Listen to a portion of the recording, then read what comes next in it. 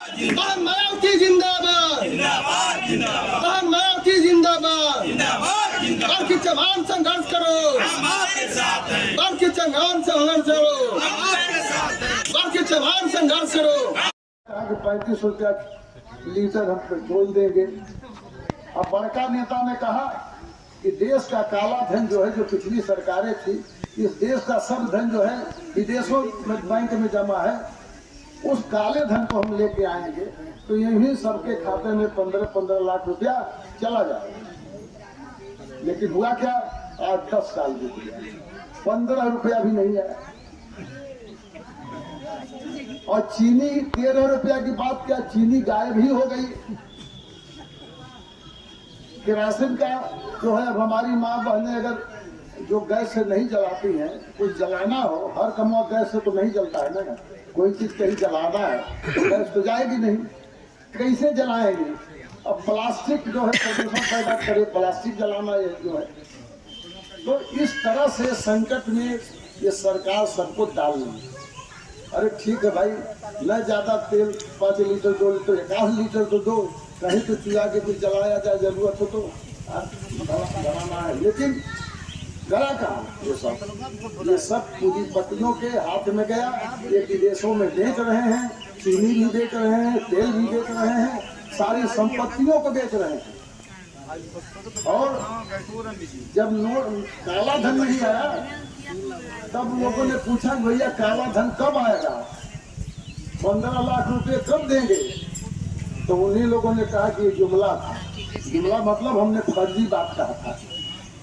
तो सरकार ऐसी भी करनी है कि फर्जी बात कह के आपको झांसे में ले लिया, आपको धोखा दे दिया, आप लालच में आ गए, आपने वोट दे दिया और उसे साफ बता दिया गया हमने तो भाई जुमला कहा। फिर भी वही जुमले पे जुमला अभी होता जा रहा है। जब 1947 में ये करेंगे, 1930 में ये करेंगे, और क्या कहा 2 करोड़ नौकरी हर साल देंगे, तो वो भी जुमला साबित हुआ। जब काला धन नहीं आया, अब विदेश बैंकों का रुपया जो पूंजीपति लेके भाग गए कर्जा लेके, तो बैंक खाली हो गया। तब इस सरकार ने जनता का गला दबाया और कहा कि जनता के घरों में ही काला धन है। जनता के घरों में ही काला धन है। और उसने सीधे क्या किया सरकार ने, एक दिन का भाषण सुने होंगे 8 बजे रात को। आज रात 8 बजे से आज रात 8 बजे बोल रहे हैं, आज रात 12 बजे से देश के सभी 500 के 1000 के नोट कानूनी नहीं रह गए और लीगल टेंडर बोलते थे, शून्य हो गए। ये सभी रद्दी कागज के टुकड़े हो गए। सब लोगों ने सुना इस बात को, और अब सब शून्य हो गया। उससे न खरीदारी होगी। कहा गया कि बैंकों में जाके बदलिए। बैंक में लाइन लग गई सुबह से शाम तक, कितने लोग बिना पैसा लिए, बैंक में उतना था ही नहीं, नई नोट आई नहीं, नए ATM बने नहीं, सारा काम ठप, सारी फैक्ट्री बंद हो गई। सूरत, अहमदाबाद, बम्बई, कलकत्ता, दिल्ली की सारी दुकानें बंद हो गई, सारा रोजगार धंधा बंद हो गया। जो घरेलू काम थे, ईंट गारा माटी के, सब बंद हो गए। पैसे का लेन देन जब नहीं होगा तो कोई काम नहीं होगा, ये निश्चित है। कुछ लेना है तो कुछ आपको पैसा देना है। जो एक बात, देश जो है एकदम जो है ठप पड़ गया। दूसरा संकट डाला कोरोना, एक बार आया पूरी दुनिया में, आया। लेकिन जो अत्याचार उत्पीड़न हमारे देश में हुआ, उतना कभी नहीं हुआ किसी देश में। क्यों? कि वहाँ के लोग जनता की राय सुन के काम करते हैं कि बताओ भाई, हमको रेल बंद करना है, कोरोना है, बस बंद करना है, हवाई जहाज बंद करना है, सब फैक्ट्री दुकान बंद करना है, बैंक स्कूल अस्पताल बंद करना है, तो कई दिन की मोहलत चाहिए। तो वहाँ के लोगों ने बताया कि हमको 5 दिन का मौका दे दीजिए।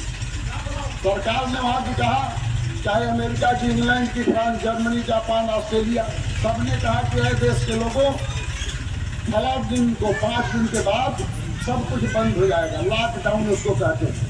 आप लोग अपने हिसाब से अपना इंतजाम कर लीजिए।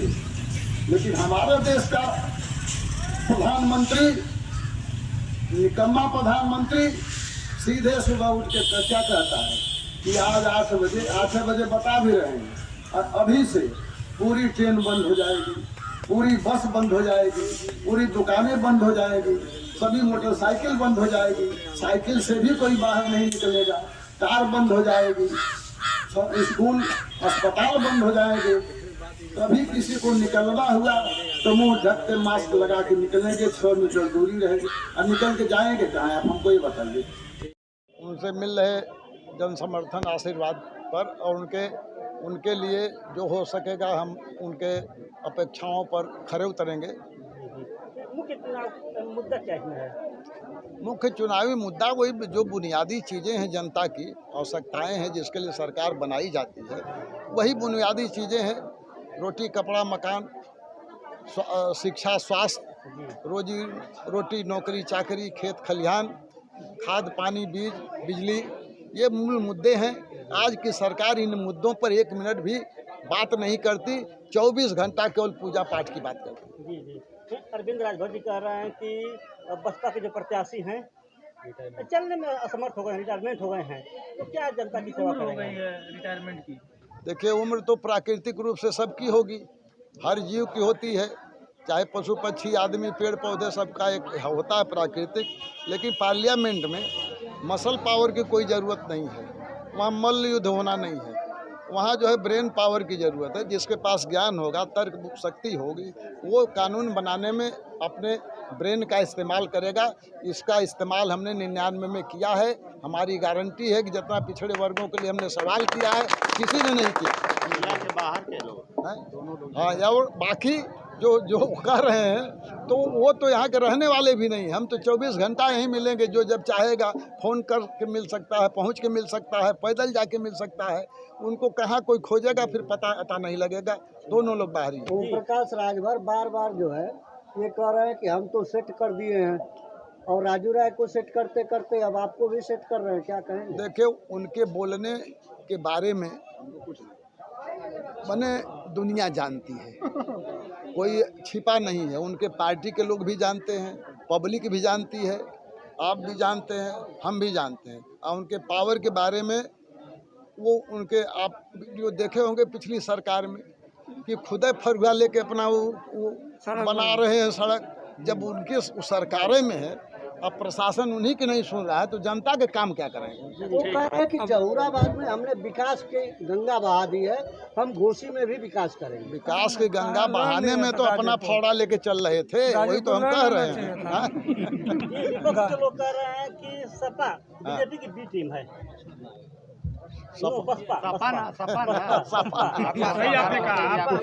देखिए, बसपा बीजेपी की बी टीम होती तो बहन जी के इतिहास को खंगालिए आप। 1998 में अटल बिहारी की सरकार को बहन जी ने 1 वोट से गिरा दिया, 1 वोट से। एक सवाल और है कि इस चुनाव में आकाश आनंद को जिस तरह हटाया गया, क्या चुनाव प्रभावित होगा इससे? कुछ देखिए, इस पर बहुत टिप्पणी नहीं है, ये बहन जी का निर्णय है, तो उसको सब लोग फॉलो करेंगे, उसको मानेंगे। अरविंद जी कहते हैं कि ओम प्रकाश के चेहरे में अम्बेडकर जी दिखाई देते हैं। देखिए, हर आदमी को सपना देखने का अधिकार है, उसे आप रोक नहीं सकते हैं।